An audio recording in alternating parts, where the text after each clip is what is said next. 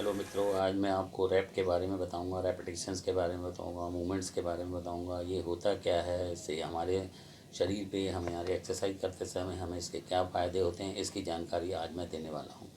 तो आप ध्यान से सुनेंगे। जो 1 रैप मैक्सिमम होता है आपका 70 से 80% तक, जब आप एक मूवमेंट्स करते हैं तो उसको हम 1 RM या 1 रैप मैक्सिमम कहते हैं। फिर इसके बाद आप ये जानने की कोशिश करेंगे कि इस रैप को कैसे नापें, इसका हमारे शरीर पे, हमारे बॉडी बनाने के सिस्टम के ऊपर, या हमें इसके क्या फ़ायदे होते हैं, कितना रैप करने से क्या फ़ायदा होता है, मूवमेंट्स करने से क्या फ़ायदा होता है। और इन मूवमेंट्स को करने के लिए सबसे पहले आपको 2-3 चीज़ों का पता होना चाहिए। आप बार बार सुनते हैं और या देखते हैं या पढ़ते हैं या सुनते हैं कि किसी भी मूवमेंट्स को करने में उसमें लिखा रहता है कि हाई इंटेंसिटी वर्क करिए और इसको वॉल्यूम इतना रखिए, इसकी फ्रिक्वेंसी ये रखिए। तो ये है क्या? तो वॉल्यूम जो होता है वो ट्रेनिंग साइकिल में ये होता है कि हमने कितने किलो वज़न उठाया उस समय, एक्सरसाइज करते समय, या पर हफ्ते, पर वीक, पर मंथ, जो भी हमने, या ईयरली कितना वज़न उठाया, ये हमारा वॉल्यूम कहलाता है कि हमने कितना वज़न उठाया। फिर उसको कितनी तीव्रता के साथ उठाया। तीव्रता मतलब इंटेंसिटी के साथ उठाया, कि इंटेंसिटी जो होती है वो हमारी उसकी तीव्रता को नापती है कि हमने उस वज़न को कितनी स्पीड के साथ उठाया। फिर उसको कितनी बार उठाया, फ्रीक्वेंसी बोलते हैं कि उसको कितनी बार हमने उठाया।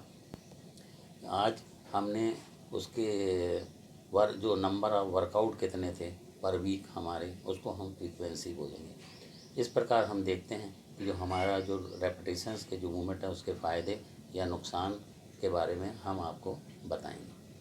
आप एक बात और ध्यान रखने वाली है कि जब भी आप एक्सरसाइज करते हैं तो उसमें आप देखते हैं कि बंदों के या खिलाड़ियों के बॉडी के अलग अलग टाइप्स के होते हैं। कुछ व्यक्ति पतले होते हैं, कुछ मोटे होते हैं, वो फिजिकली फिट होते हैं। इनके रेपिटेशन और सेट भी अलग अलग हो जाते हैं। तो जब हम पतले दुबले बंदे को देखते हैं तो उसको हमको हैवी वर्क देते हैं, और उसकी जो वॉल्यूम जो होता है या रेपिटेशन जो होते हैं वो कम हो जाते हैं, और उसको हैवी वेट करने को बोलते हैं। जो मीडियम वेट रहता है उसका तो रेशियो जो रहता है वो नॉर्मली रहता है, कॉमनली रहता है, वो हैवी लाइट दोनों कर सकता है। लेकिन जो मोटा आदमी होता है उसके जो मूवमेंट्स होते हैं वो मूवमेंट्स ज़्यादा होते हैं, मतलब वॉल्यूम ज़्यादा रहता है और इंटेंसिटी उसकी कम हो जाती है।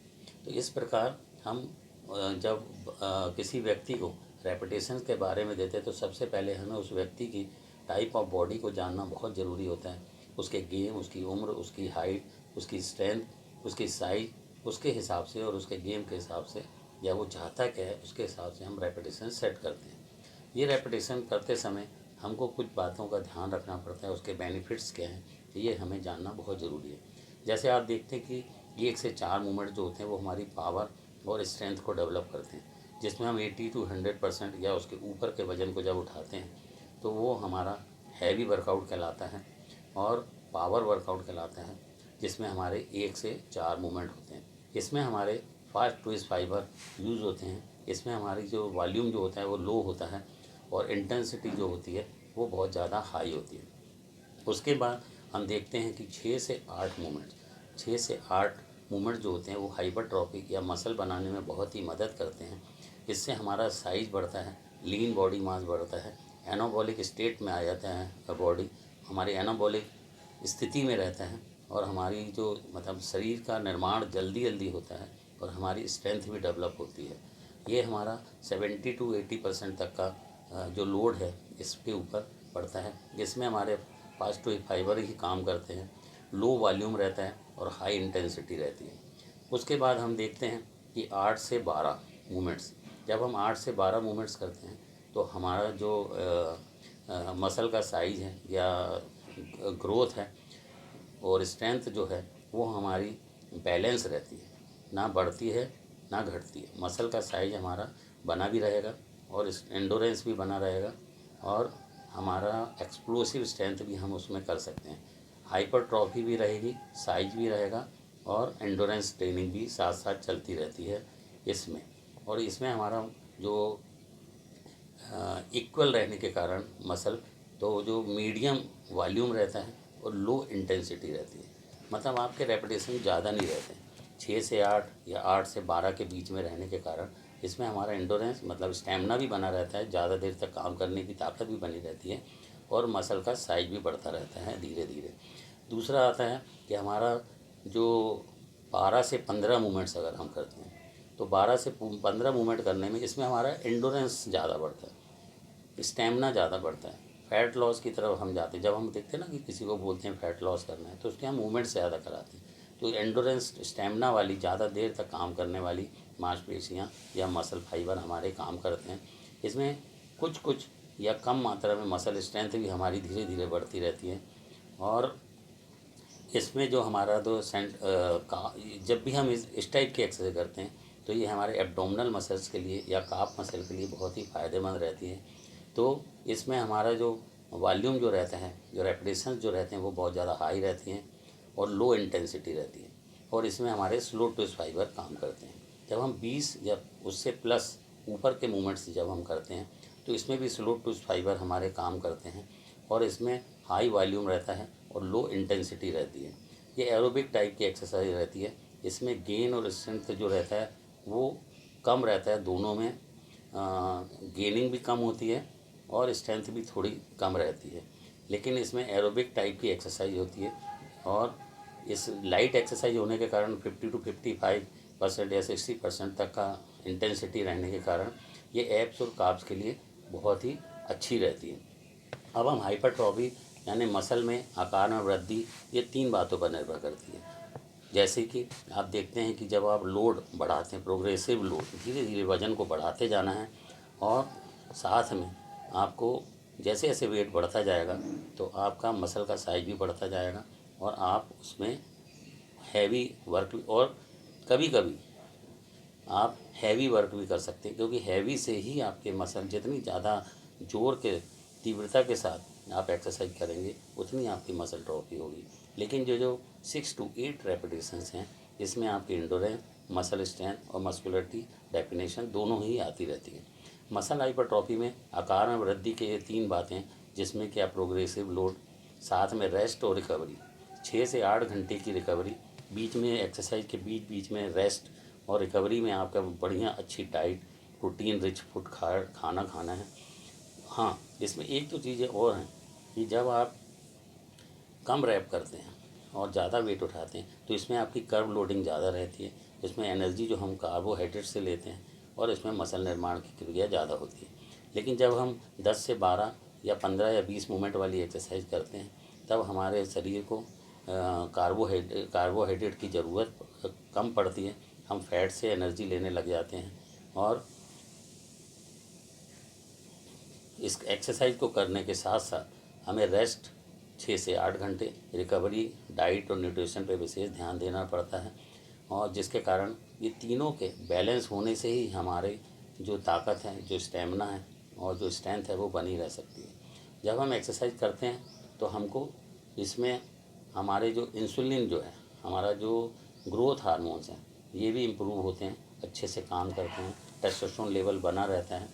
एक्सरसाइज करते समय या रैप करते समय हमको कुछ स्पीड ऑफ रैप इसका भी ध्यान रखना पड़ता है कि कितनी स्पीड और कितने रैप के साथ हम कर 2 से 3 सेकंड जब हमारा वेट लिफ्ट होता है, ऊपर की तरफ उठता है, 2 से 3 सेकंड का होना चाहिए, प्लस 3 से 4 सेकंड में हमारा वेट नीचे आना चाहिए।